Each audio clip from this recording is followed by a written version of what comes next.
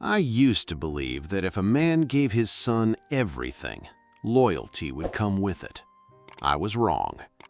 3 days after I nearly died falling from the 3rd floor of my own construction site, my biological son chose a luxury vacation in Costa Rica over sitting beside my hospital bed while doctors fought to keep my lung from collapsing.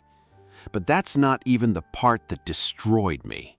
The part that destroyed me was discovering who showed up instead. Because while one son was drinking cocktails beside an infinity pool, another man sat in a hard plastic hospital chair all night listening to me struggle to breathe and asking only 5 words. "Uncle, what do you need?" That was the moment I realized I had spent 7 years paying for the attention of the wrong son. And before that week was over, I shattered my family forever and say something to my son that left him standing speechless in a hospital hallway. There's a moment before a man's life breaks apart when everything still feels normal. That's the terrifying part. At 8:12 that Tuesday morning, I was standing on the observation deck of the 3rd floor of the business center currently under construction, arguing with a site supervisor about steel delivery delays. My coffee was still hot. My phone was buzzing with investor messages. And I remember thinking about something stupid, whether I'd have time to make my dinner reservation that night. 7 minutes later, I was drowning in my own blood. "Mr. Marshall, the flooring's slick," one of the workers shouted behind me. I turned too fast. My boot slid across rainwater pooled on the steel beam, and suddenly there was nothing under me. People imagine falling happens slowly. It doesn't. 1 second, I was a billionaire construction founder giving orders. The next, I was watching the sky spin while men screamed my name. Then, impact. The sound my body made against concrete still wakes me up some nights. I heard my arm snap before I felt it. A white-hot explosion tore through my ribs. Something stabbed deep into my chest every time I tried to breathe. "Call 911! Don't move him! Oh my God!" Their voices blurred together while cold rain hit my face. And for the first time in 34 years at the helm of a major construction company, I, Martin Marshall, couldn't get up. That terrified me more than the pain. When I woke up in the hospital hours later, tubes ran from my chest, my right arm was wrapped in plaster, and every breath felt like broken glass sliding through my lungs. A doctor stood beside my bed. "You're lucky to be alive." Lucky. Funny word, because lying there helpless at 59 years old didn't feel lucky at all. It felt humiliating. The first person I called was my son. Peter answered quickly, but something in his voice already sounded distracted. "Dad, what's going on?" "I fell at the site. Broken leg, ribs, punctured lung." Silence. Then I heard a woman whispering beside him. Vanessa, his girlfriend. Peter lowered the phone slightly, but not enough. "Ask him how serious it is," she whispered. I closed my eyes. "I'm in the hospital, son." Another silence. Then came the sentence I still can't forget. "Dad, Vanessa and I leave for Costa Rica tomorrow. The resort's non-refundable." The room suddenly felt iced cold. Not because of the machines, because in that moment I realized my son was calculating vacation refunds while I was struggling to breathe. And somehow, that hurt worse than the fall itself. The morning after my accident, I made a decision that shocked even me. At 6:03 a.m., lying in a hospital bed with tubes in my chest and pain burning through every rib, I ended 7 years of payments to my son. "Stop the transfers immediately," I told my accountant, Leonard. He hesitated. "The monthly $7,700? "All of it." A short silence. Then, understood. That was it. One sentence. 7 years erased. and strangely, I felt lighter. Not happy, not vindictive, just tired of paying for a relationship that existed only on bank statements. An hour later, my hospital door burst open hard enough to hit the wall. I turned painfully, and there stood Alistair, my nephew. Dust still covered his work boots. His jacket was half-zipped like he'd thrown it on while running out the door. His breathing was uneven. He must have driven across the city like a madman. The second he saw me lying there, his face went white. "Jesus Christ, Uncle Martin!" He crossed the room fast, gripping the rail beside my bed. His voice dropped almost to a whisper. "What do you need? Tell me what you need." Not, "How bad is it?" Not, "Will you recover?" Not, "What did the doctor say?" "What do you need?" That question nearly broke me, because my own son never asked it.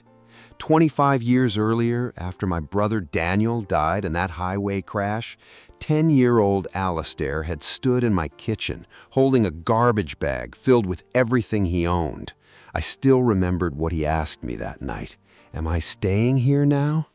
God help me, the boy looked terrified to even hope. And somehow, over the years, I forgot who always stayed beside me after that. Alistair adjusted my blanket carefully when I struggled to breathe. "You should have called me sooner," he muttered.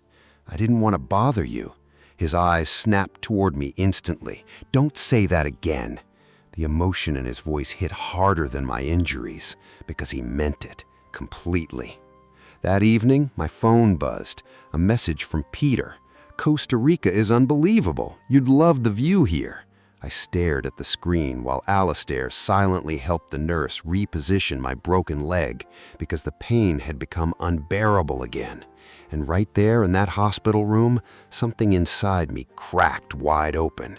Not anger, not bitterness, the truth. One son shared my blood. The other showed up when I couldn't stand on my own. And deep down, all of this brought tears to my eyes.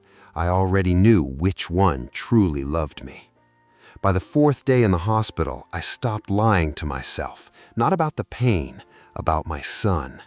Every morning, Peter sent photos from Costa Rica, beaches, cocktails, infinity pools hanging over the ocean. Every message ended the same way. "Hope you're recovering, Dad." But not once did he ask if I was scared. Not once did he ask if I needed him. Meanwhile, Alistair slept in a chair beside my hospital bed for 3 straight nights. He argued with nurses when my medication was late, helped me sit up when breathing became agony, memorized every instruction from the doctors without writing down a single word. And the worst part? He acted like it was the most natural thing in the world. That realization haunted me because I had spent years rewarding the wrong son. On Friday afternoon, my attorney arrived, Harold Whitaker. He'd handled my legal affairs for 17 years. Gray suit, cold eyes, the kind of man who understood how families destroyed themselves over money. He closed the hospital room door quietly. "You sounded urgent, Martin." "I am." Alistair immediately stood up. "I'll wait outside." Harold watched him leave, then looked back at me. That young man has more character than most men I meet in boardrooms. I stared toward the door Alistair had just closed. "Yeah," I said quietly, "I know." Harold opened my old will on the table beside the bed. Everything split equally, 50-50. Back then, I thought equal meant fair. Now, I understood something painful. Equal rewards don't belong to unequal love. "I'm changing it," I said. Harold adjusted his glasses slowly. "What exactly are you changing?" "Everything." The room went silent, except for the steady beeping of my heart monitor. Alistair gets 80% of Marshall Structural Group. Even Harold looked stunned. And Peter? The country villa. Harold exhaled heavily. "Your son is going to take this badly. He already lost something far more valuable," I answered. Then came the hardest part, the letter. I wrote it myself with my left hand because my right arm was still in a cast.